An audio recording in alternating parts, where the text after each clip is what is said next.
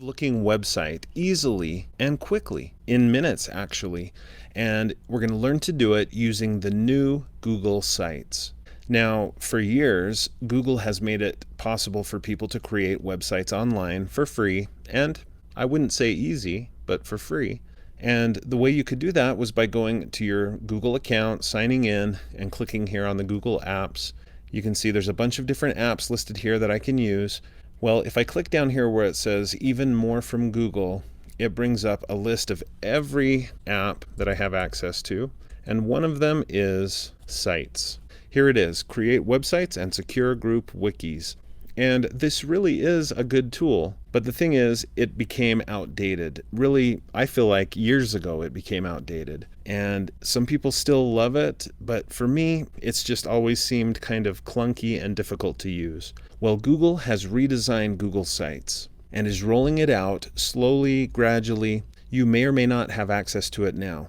If that's the case, then this tutorial is going to be more like a preview of what you will be able to get someday. But for some of you, especially if you are a teacher at a Google Apps for EDU school or district, you may be able to try this now and create a website with the new Google Sites. And the same might be true for businesses. If you work at a business that is a Google Apps for Business organization, then you may also have access to this now. Okay, so how do you access this new Google Sites if you actually have the ability to access it at this time? Well, you might try going to apps.google.com/products/sites, but this, at least right now, is not actually the right place to go.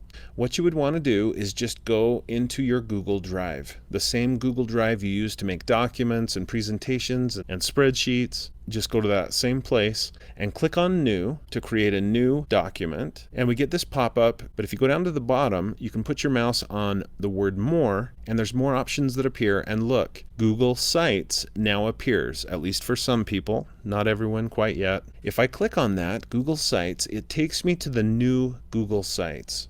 And I'll tell you, as someone who used the old version of Google Sites, this is just night and day better. It's a lot easier. The end result looks nicer. The downside is it's not quite as feature rich, at least at this point, but it's great. You could make excellent websites in minutes using the new Google Sites.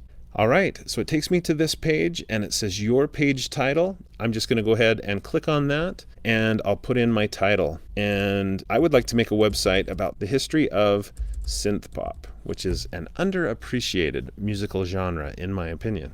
Now, if you're a teacher, of course, you could pick a more academic subject, although this may be the pinnacle of academics, actually. So that easily, I have a title that is displayed for the visitors that come to this website. The thing is, though, I also need a title for this document. The document happens to be a website, right? But you also need to title your document for your own purposes so that you know which site you're working on. So here in the upper left, I need to click and drag and give this a name.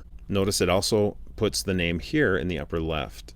Now, a couple other things that you can do just right here in the header of your website is you can change the background image and the header type if you would like. Let's start with the second one, header type. By clicking on header type, I can easily change it from banner, which is what I have now, to large banner or to title only. So some very simple options. They all look good, to be honest, but the nice thing is it's really easy to switch between these three options. I'll click this back arrow to go back, and you can see that I also have the option to change the image. Instead of this nice grayish, bluish background image, I could just change it to something else. Okay, and there's a gallery, and I could just click through these. Let's see, what's something that evokes awesome, amazing music? Maybe that. Doesn't quite do it justice, but I'll stick with that. Now, the new Google Sites really has some amazing features built in. One of them is this. It automatically adjusted my background image to make my text more readable. So Google understands that, of course, your primary purpose for having the website is for people to read the text, to be able to understand what's there. And so it prioritizes being able to read the text, which of course is very important. Now, if you don't want that, you can click to remove the readability adjustment. Okay. And it's subtle, but in most cases, it's probably going to be a good idea just to leave the readability adjustment in place. All right, I'm happy with that. Now that I've made my selections here for the banner and the title and the image in the background, I'm ready to start adding more content to my web page. And notice that I have 4 main things that I can add to my Google Sites pages. First, I can add text in the form of text boxes. I can also add images. I can use embed URL codes to bring in content from the internet. And I can also upload items from my computer. So these are the 4 main options. But notice that underneath that, there are some other sources of content. And we'll look at some of those a little bit later. Let's start with the text box. I'll just click on text box. And as soon as I click that, you can see a text box appears and some space is provided for me to type some text. So I'm going to basically type a welcome message here. Give me a few seconds to do that. Okay, great. So I have now written my welcome message basically to this wonderful website, and I'm ready to move on. So I can just click away from that text box and the changes become realized, and you can see it's now set. Now I could change that if I want to. I could just click and change the text. I can highlight text. I can bold, italicize, center. We've got all of these typical text options. I can also switch from regular text to heading or title. And so we have some typical font options that are important and useful. Okay, next I think a photo would really add a lot to this web page at this point. Some people may not really understand what SynthPop is without a good photo. So I'm just going to click Images, and to bring in a photo, all I have to do is choose one of these sources. I could select files from my computer or even click and drag files here to then be uploaded to my web page. Or if I know or have copied the URL, I could just click there and paste in the URL, and it would pull the image in onto the page. I can also tap into my albums in my Google account, or I can pull from my Google Drive. But the best option in many cases is this one. Just click search, and then you're going to do a search for images, and these images come from Google and Life. But also look, they're images that are labeled for commercial reuse with modification. So I'll just do a search for SynthPop. There's bound to be tons of great images to choose from. Okay, and I can just select one of these and pull it in. This one is somewhat typical probably. So I'll click on that, click select, and now I've got an image on the page of my website. And as is pretty typical, you can click and drag to make the images bigger. You can adjust their widths, which is basically cropping the image. So there's some things we can do there. You can also click and drag to position the image. And then over on the left side, notice that there is a selection background option. If you click on there, you can have it be regular or emphasized, even more emphasized, or an image in the background. And so basically what you're doing is changing the section behind the image. And you can do the same thing with text. Up here on text, I can easily go over here and change the emphasis behind the text. Okay. If you change your mind, of course, you can delete out the whole section, or you can just click on the image and delete the image there. Notice that there are some image options here also that appear. There's crop and uncrop.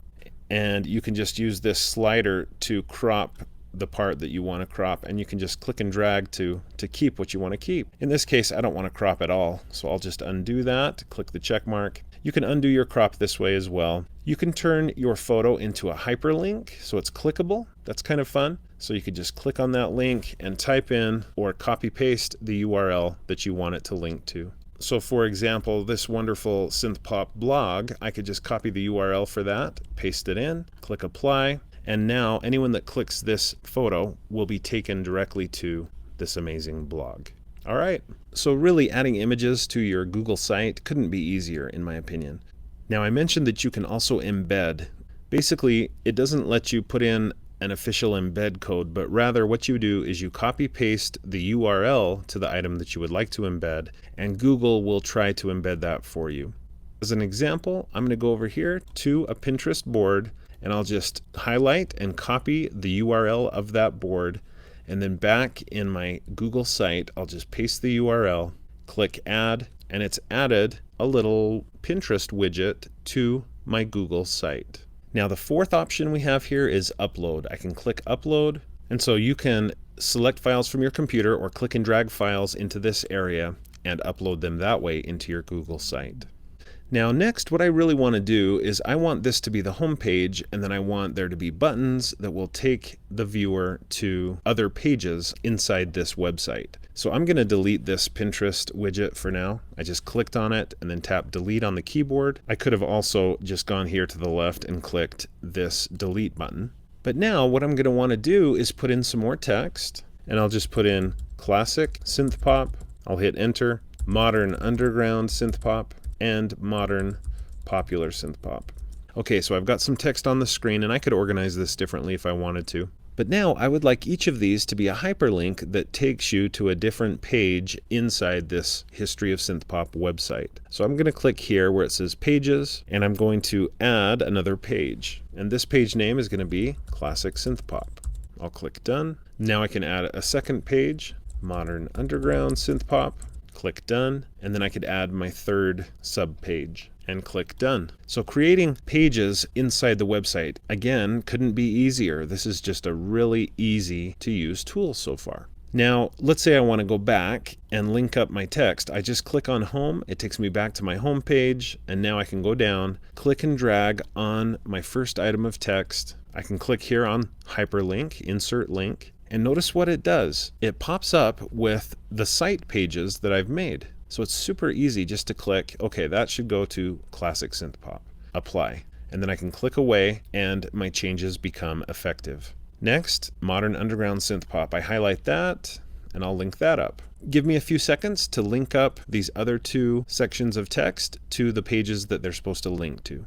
Okay, great. Now, at this point, I really would like to preview what the official website's going to look like. I mean, this is nice, and I can get a sense of what it looks like, but if I go up to the top and click on this eye symbol, it's actually preview. If I click on preview, it gives me the real preview of what this website will look like as of right now if I were to publish it. And I think it looks pretty good. I'm pretty happy with this. One thing I would like to change, though, is my 3 hyperlinks that take you to the different pages in my website. They are kind of hidden. They're at the very bottom. I think they should be closer to the top. And there's some other changes I would probably make. So I'm going to go down and click X to get out of preview. Before I exit the preview though, notice that they do have options to see what it would look like on a smartphone and on a tablet. I think this is just amazing, and my website is automatically set up to look pretty good on a smartphone and on a tablet. I'm going to X out of it to get back into the editing mode. And look how easy it is for me to reorder these items. I would like the text to be higher up. This is basically the navigation text. So I want to put it maybe right there. And so now it's a lot easier to see.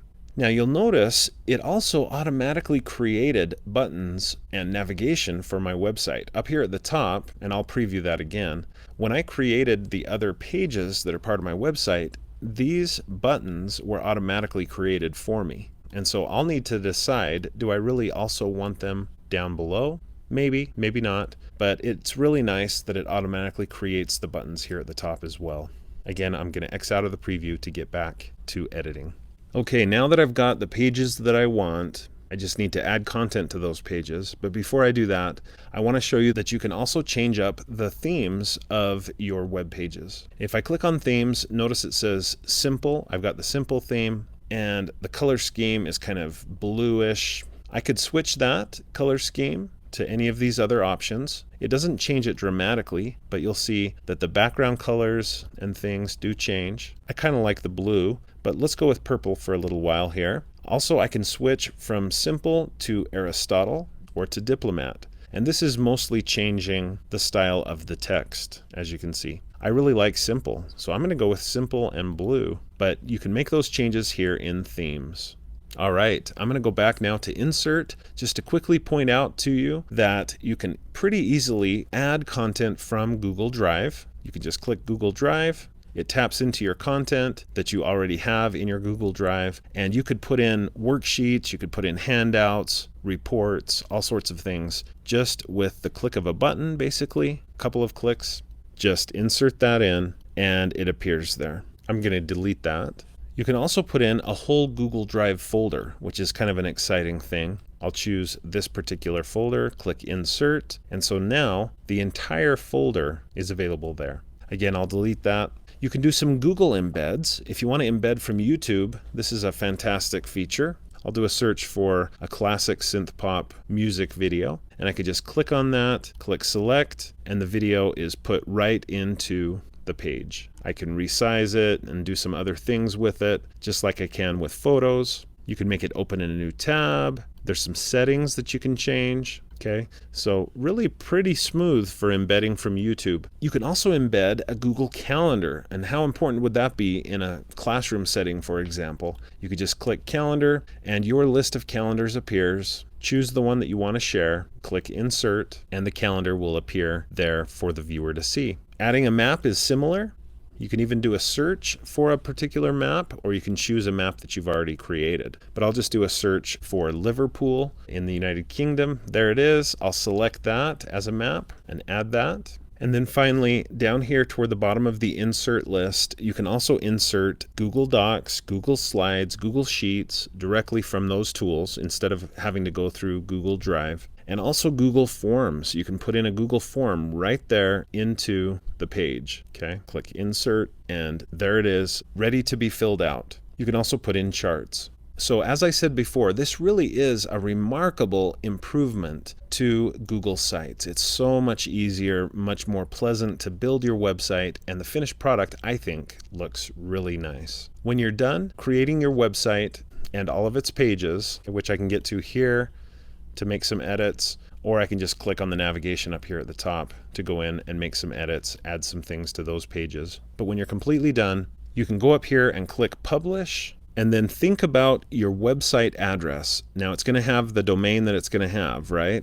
But you can add to the end of that, and you can put maybe the title of your website right there at the end. Who can visit my page? Just people from within my domain, or anyone on the web. You can even let Google kind of advertise your website for you a little bit by checking this box. Then just click Publish, and it is now a published website that is accessible to anyone. One last thing that you need to know about with the new Google Sites is that you can pretty easily add editors so that you can have more than one person working on the same website, and they'll all have edit options. Now you would have to make those changes. You'd have to invite people to be editors with you, and you might need to change this so it's not just private, but you definitely can collaborate with others on building a website.